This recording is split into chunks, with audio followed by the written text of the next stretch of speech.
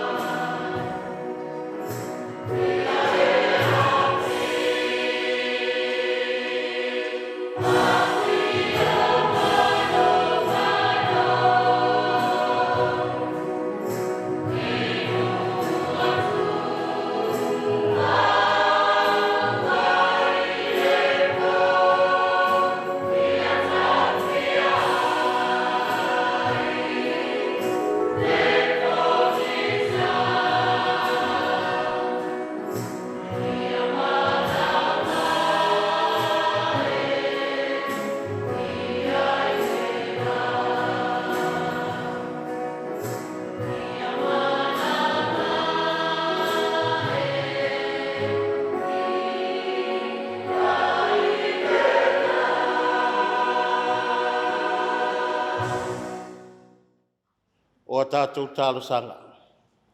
O le talo le whawhitai, tātou whāto ese.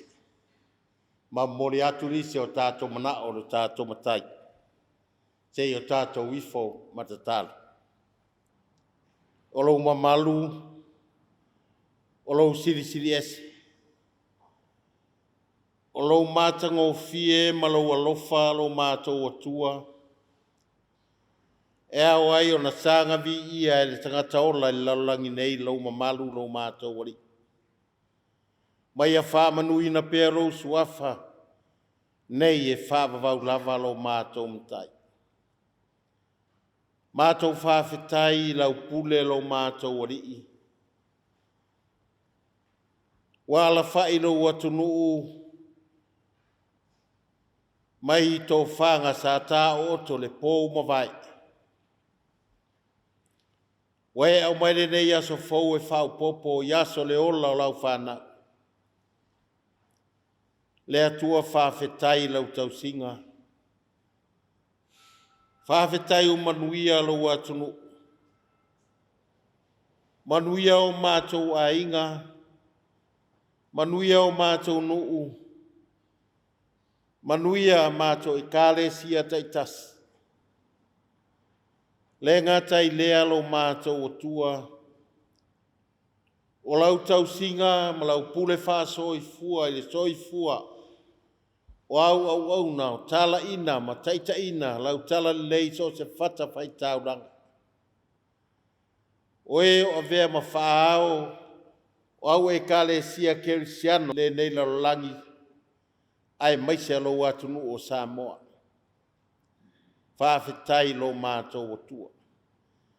Whawhetai o manuia le malotu to tasi o Samoa. Mai ona Taitai, se ia o lava i se o pito i titi lo mātou mtai. Whawhetai i lau tau singa, ma lau whaasoa le to mai ma le loa. O anga vaawa e whaanga vaai nai, le soifua ma le ola o tangata roa tunu. Wa mawhai ai o na ngālu lue. Le tautuaina o ainga o le tautuaina o nu. O lou atunu ai mai te lava. O lau tala le lei lo mātou mtai. Whawhetai lo mātou o tua. Wai le tu la fua ina lo atunu o Samoa. Peo na mātou whaalongo le lalangi whafo. Le whengai mataua mwhe vai a inga. Ai le ngata i leo le sailingo le pule sā wā. Lo mātou atua whawhitai. Maua pēro atunu le manuia. Le nofo lei ma le file mu. E ala i lau taita inga lo mātou atua. Mātou whawhitai lo mātou tamā. Le nei lao mātango fie. Wa vea i le whātau vaa lau e kāle sia nei. Ma o mātou tangata e taita ina le tāpua inga. Le nei Taeao lau atunu. Whawhetai lau whaasoa lofa lo mātou ori. Whawhetai i le ngā luenga whai pēa le nei ala ata lau e kāle sia. Ma whai o na whāsa lau nai. O ma whai foi o na vea ma ave fe au. O lau tala lei ma lau upu fola. I loto manatu o fea lava se tafa le nei lau langi e au iai nei whaasala lau. Whawhetai lo mātou ta mā wa e Sauniga. A wala e ma whai ai o na maua so ta inga. E ala i aua fionga fola lo mātou fola ina lo mātou o tua. Mātou whawhitai lo mātou o tua. A wā mātou te talitonu e le aiso mātou poto ma se iloa. E whātau nuai nei whāmoe ngā uma. O lau a fio te taitai. O lau a fio fo i te whātonu. O lau a fio e te whātau nuu mea uma mātou te fuafuaina lo mātou mtai. Whawhitai lo mātou tamā. Se taimi mātou whalongo, ia ua fionga fola lo mātou atua. O lautu spaia o mātou whaitau ai le aso ma le aso. A vea ma Taitai tama le mātou folaunga. A vea ma suri o mātou vai ma malamalama i o mātou wala. E mātou i loa i pēa, ma whāmanatu pēa i a te mātou. Loua lofa ma louanga lei tā ua mo lau whanau lo mātou atua. Whawhataire ngā luenga lilo loua nganga pa ia. Fesoa soani mo lo mātou vai. Ma lo mātou pōriuri ai maise. Le taimi, e la ngona i le wha vai o mātou tangata. O loua nganga pa ia fesoa soani lea. E tau tō ruaina lo mātou whātau whawhetai lo mātou tama. Mātou whawhetai, sili nei mea umo no Iesu Kirisu. Lo mātou wari whaola e tō tasi no whoina ato tō mai lo na soifua pa ia. Ma liuti ngā li sa tauro tanumia le tunga mau ma toi tū mānu mālo mai. Ina ia mātou mānu mālo whātasi mara nā fia. Pea moni lo mātou tali tonu ma le whamaoni le alava whaola tanga. Pangālava lea lo mātou atua.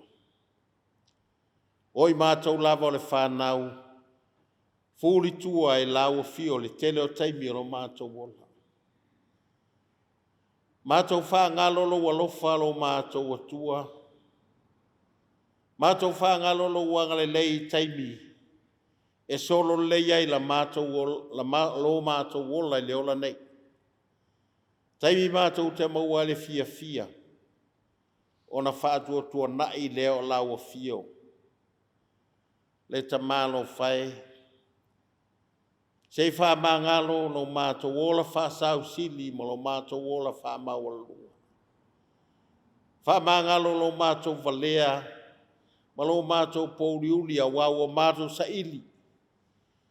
Lava o mātou vi inga i neia vi ia i mātou e niso tangata. A wau noa ma se vi inga o laua fio i a mātou tiute, o a mātou ngā luenga ma mātou me whai lo mātou atua. Whamangalo lau e kale siawa. Whata whaitau langa e fia i to tonu o lo atunu lo mātou atua. E le asa lava o mātou tangata ma whale tonu luma lau silwhana. Te whamangalo lo atunu. Mai lava i ona Taitai se iao o se au pito i titi lo mātou tamai. E se i mātou umai luma lau silwhana. Mātou te talo le atua pa iai. Ia e sila lofa i lei fonga sa Amoa le nei Taeao. Mātou whāto ese ma le nganga wha maulala.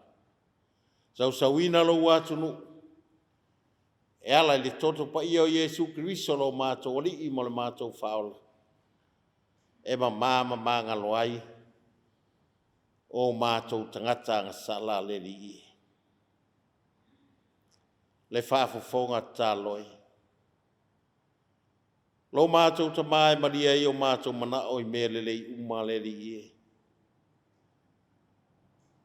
Se whaamanuia lei fonga lo watunu. Whaamanuia le tāpua i ngā lo watunu le nei Taeao. Iai lo walofa ia Samoa. O Taitai o Ekalesia, o Taitai o lo watunu. O Taitai whaale atunu i o singa nuu. Ai le ngātai leo to tonu ai, ngai matai wai to tofi e tausi ai. Iai lo walofa lo mātou atua. Anga le lei lau fio. I le whenga iai o lo watunu. O au e kalesia, māti na e ese lo mātou mtai. Mātou tālo lo mātou tamai. Iai lo walofa le taape ai. O le toto lo watunu o whea lava le tuli manu le lo langi o loia. O e o lo ngā lulue, o e o whea ngai maonga. O e o lo avea mawaa maipo lau tala lei. Iai lo alofa mau manuia lo mātou mtai. O au kolisi whawhai whiau lo mātou mtai. Whanau lo ao inai ai maisa le whengai ai. O le pule mawhai a onga lo mātou wari. A wale whasau ato whanau e vea mau mea whai ngā luenga lau tala lei lo mātou watua. Iai lau whamanianga lo mātou wari. Mātou talo lo mātou tamai. Mana tua le mātou talo. Le langi vivesi. O lau a fio e te sila fia mea uma. Le vātau ma le mau ai o soifua maola o lau whanau.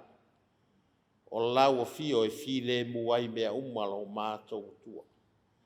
Mātou talo lo mātou mtai. Iai au manuia le nei asu. Sauni foi e urfale i whatawhai tau ranga. A walo waso pa ia lo mātou o tua. Taitai.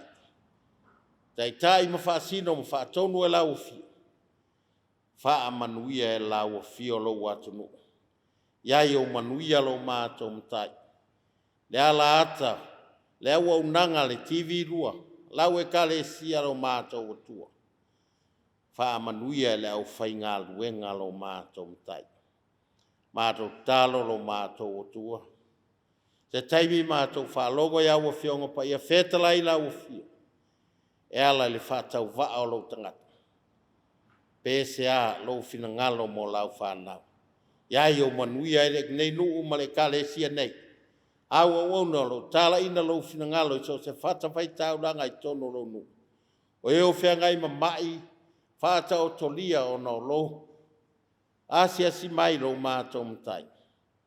Iai e lau wha malo longa lo mātou mtua.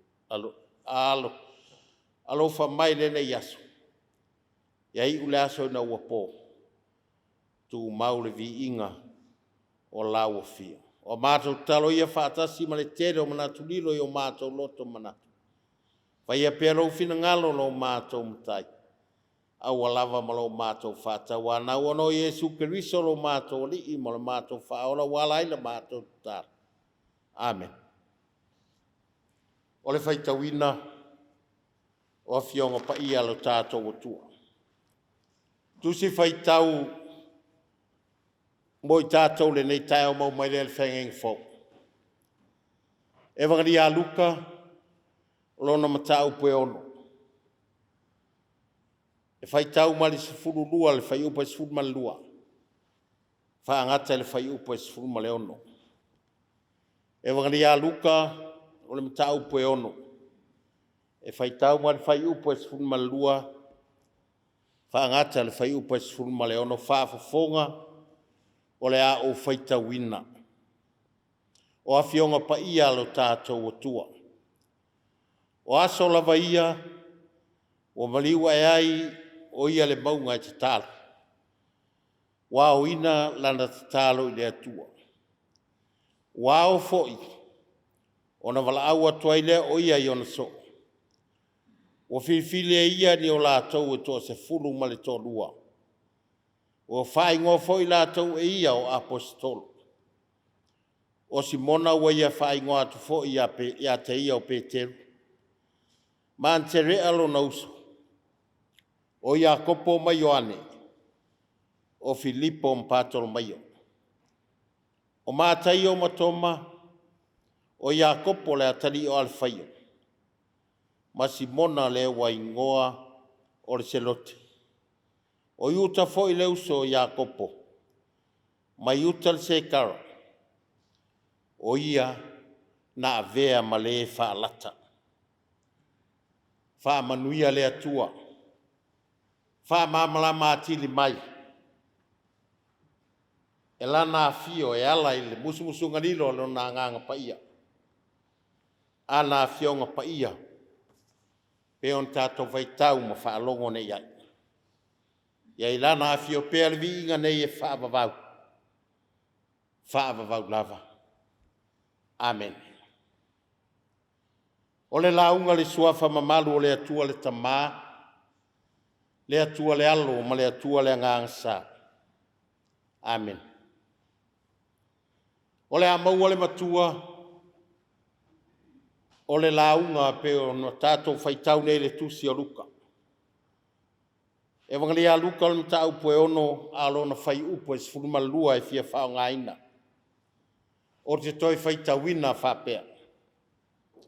O aso lava ia, o mariwa e o ia le maunga te talo. Ua o ina lan te talo i le atua. O le autua ma whaunga whale anganga le nei Taeao e whapea. O le te talo, o le a upenga sili lea mo le tangata whatua tua. O le te talo, o le a upenga sili lea mo le tangata whatua tua. O le te talo,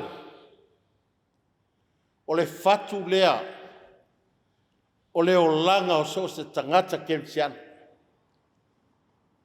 O le fatu lea o le o langa so se tangata whatua tua. O se aua lai wha leo ai la ngona whaanga e tia. La ngona o le fia fia. Ona o le alofa ma le anga lei o le tātou tua. Ai o se awa noa foi e sa ili atuai ma le loto mawalalo. Ina ia maa ngalo ni se mani whale tonu.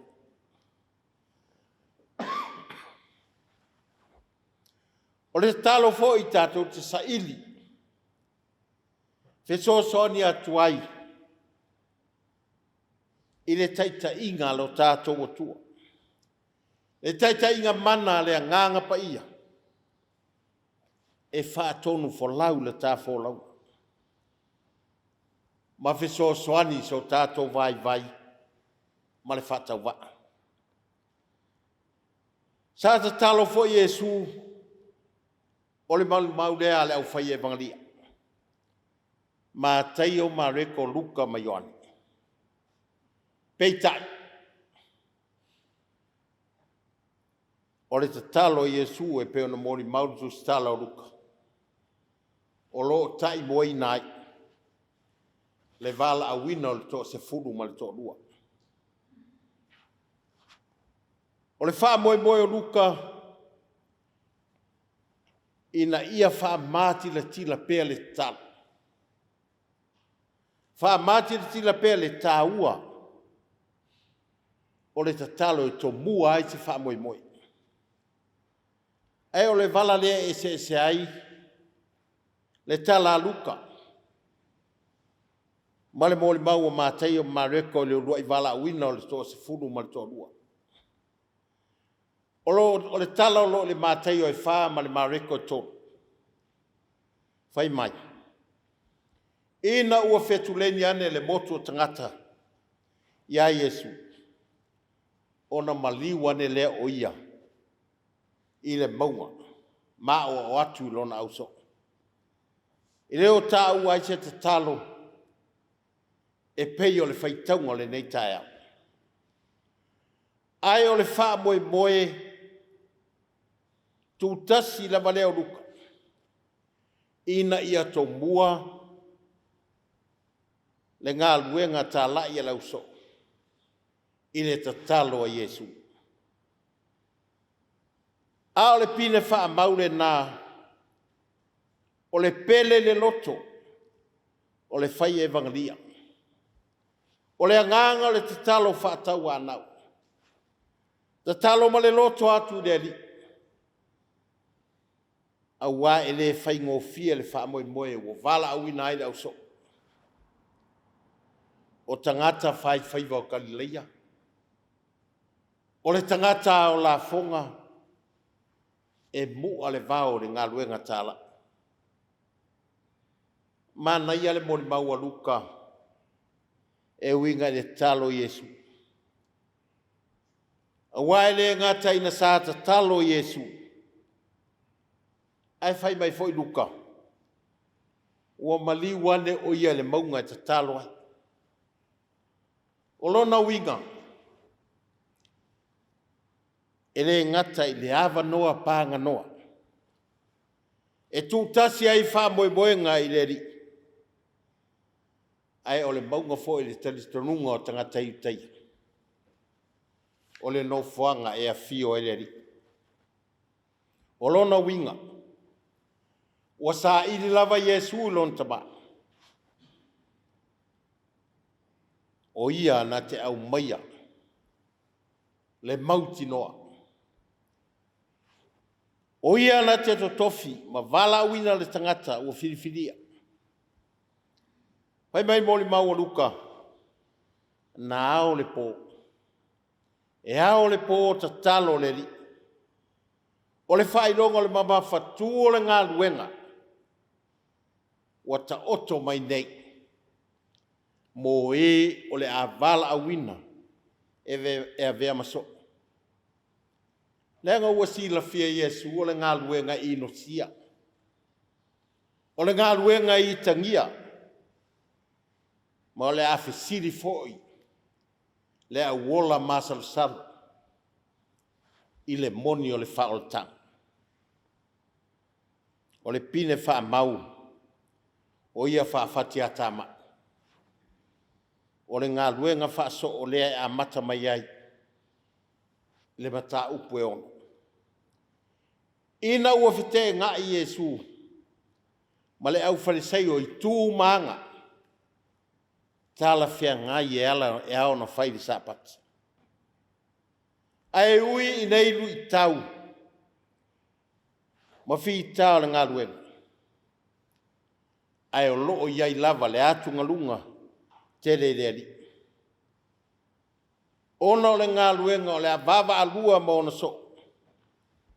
O le ngā luenga e tau alunga le sa tau. Mea ia le o manino le ia le au so. O lona winga e mo o mia lava se tāpena penanga ato atoa. Se tāpenanga o le tangata. I le tino ma fau ma le anganga. Ai ta pena wha pewhea. Ai ta pena wha pewhea. E ta pena i le tatalo. E ta pena i le atua. Ma to tofi e le atua le au tau filifilia. O lona winga e leo se ngā luenga. E wha pa ole iai le vaai. Pe a tātou filifilia e vea i tātou maso. E leo se ngā luenga tātou te manatu māma iai. Pe a vala a wina o e mau i ngā luenga le atua. O le ngā luenga e whai ma le loto mauralo. Ai o so tā whātau wha foi. Ma le mativa. E whaatumu ma whaato atoa e le atua. E mativa le ave whiau o le tala leia Kristo. E lape foi le whaatinonga le ngā luenga. Pe au noa, ma le ola sa ili le atua e maafuta le tau. O le vai inga lea na pa mauralo ai. Iuta le se karai na ua laveia e le matapoto le fili. Sa fito i foi le whaatinonga le ngā luenga le au so, inisio taipu. Ona o le manatu whaapito. Ma le whaalongo le ri. Ai peita. O lukala vaia na ta pena i le atua. Le tangata. E tau nuu manuia. So se wha moe. Pe whaiva, pe ao la fonga. E ao ngā tangata uma i luma le atua. O manuia ia. So se wha moe lei. E ta iala ma ta i mua ai le atua. Ma tō mai ai ana wha mnianga li tangata. E ola finau le talo. Sa moai. Malau wha whongwhanga i le nei Taeao. E le toi tau whaelo ina lava le tāua le talo. I loiso i fua malau nei whatau wa. Ale whamanatu le tala lei mo i tātou. E iai le tāua o le tatalo. Ma le anganga na wha ma i te aia Iesu le tala. Na to mua ele ngā luenga alona auso. O le talo na tapu au inai. Ma manu ia i ngā luenga wha alau ilo le tala lei. I tuli manu e fia o le nei lalolang. A lea ua tātou sapiai. Lea wa e ti wai sa moa. Ma o tātou wha ua wina i nei o tātou vaitai. O lona winga. E ao na wha tā waina pia. Le tā ua le ola tala. Lea ngā le fatu leo leo langa. So o se kerisiana. E tua iai. Lo tātou vai pe amo mia le sosoan. O le atua tātou te suru iai. Ia tātou talo fo i moisi. E peo la le apostolo le kalisia i Efeso. Ia o tau te talo le anganga ia so uma. Mai e taitasi ma whaatonga mo tangata pa ia o malamu. O le talo, ia awane o tātou manatu mā ia. Lega ia i teimi e ngalo ai, pe a mua na pupu o tātou loto. Ma wha mua tātou whiau malawa singo le aso. O le wha manatu tāua. Wha manatu tāua fo i mō mātua. Le ta māma le tina wha masani le whanau. Le tamama le teinei. E whai le ta talo. Le taimi o mea ai, le taimi o ta alonga po whelava. O le alu le aonga. Ia tupua e le tamama le teinei. E iloa foi, o na ola mafuta i le atua le talo. O Iesu lava na whitalai, i o tau talo so o e tauai. Ai aua le wha vai. Ta talo ma le whiri ngā, ta talo i so se taimi pānga noa. Moa so uma. Ta talo ma le mauti noa. E wha whonei le atua. O tātou mana onga, ma mana tunga o malapu. O tātou sauni fo i auru whale. I malu tā puai so se whata whaita ulanga nei a sapa i o leni. O se awa no fo i wha leo ai. Se ta talo. Ma o tātou wha no manua i le atua. E nei a sao mauli na tā wholau. O le maliu. Ma le toi tu o kiriso. O le wha o la tanga o saunia. Ma ua taunua i le upola na talo i lona ta malo ta mai. Ia aua nei whaia lo loto. A o lou finangana. O le whiau o le wha o la tanga na mata i le talo. O whai ufo i le talo i lunga le satau. O le whātaita inga siri la valea. Whātaita inga siri lea mō tātou sa moai. O nā e manu iai lea o tā whaifa. So se tafa o wala au inai i tātou e lea tō. Manuia sa moa ono Iesu. Amen. Tātou pese ele vi inga se lau lua sumalua.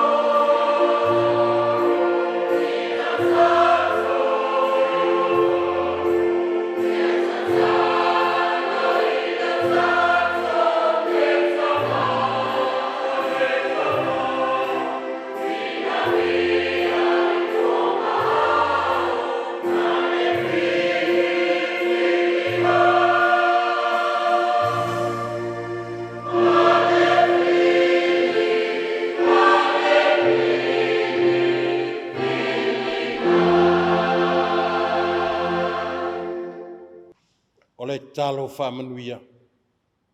Tātou wifo matala. Wa mai ane le ngarue ngale tangata lo mātou atua. A o mātou la whai atu ngarue ngā mana lo nganga pa ia. E te whamatala upu i o mātou mawhau whau vai a o fionga pa ia sa mātou whalongo i le nei Taeao. Alu male mana lau au malau tala leilo waso pa ia. Tō whasi tau a whale a nganga maoni a nganga steli. Mō lau a fio malau malo almanuia marfire mua lau a fio le atua tamā. Le alofa sisi de eso Yesu Kristo lo mātou ari. Malau mātou whaola le maftanga. Le motusia malau a nganga pa ia lo mātou atua. Iai lunga lau whanau nei lunga o Samoa. Male lalolangi a toa nei se iau le whaavavau lava. Amen.